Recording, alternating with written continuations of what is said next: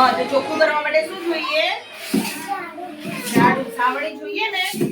પછી આપણે કચરો વાળી લે ઘરે મમ્મી. પછી શું કરે છે પાછળ કચરા પછી? શું મારે? પોતું. પોતા મારે કેવું કપડું લેવાનું? ગંદુ કપડું લેવાનું ચોખ્ખું પોતું? ચોખ્ખું ધોયેલું પોતું લેવાનું. કેવું પોતું લેવાનું? અને પછી પાણી લેવાનું ડોલમાં. પછી પોતું કરવાનું એટલે જગ્યા કેવી થઈ જાય?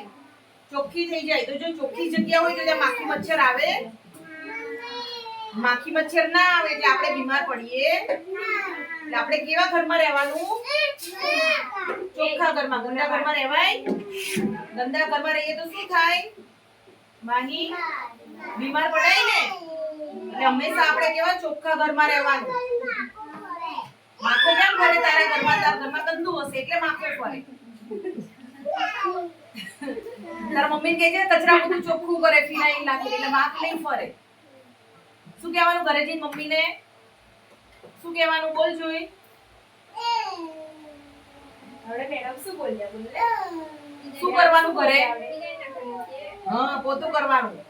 હા પછી શું નહીં ફરે? માખી મચ્છર આવશે નહીં. અને ચોખ્ખું હશે તો આપણે બીમાર પડીશું નહીં. અને એવું નહીં કે મમ્મી જ કચરો વાળે. કચરો આપણે ઘરમાં જોઈએ તો જાતે વાળી નાખવાનો. આવડે કચરો વાળતા?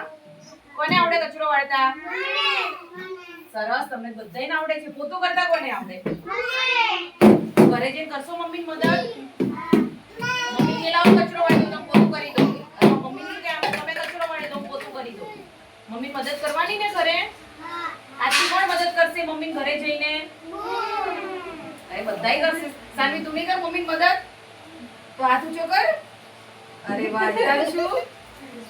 મમ્મી મદદ કરીશ ઘરે જઈને?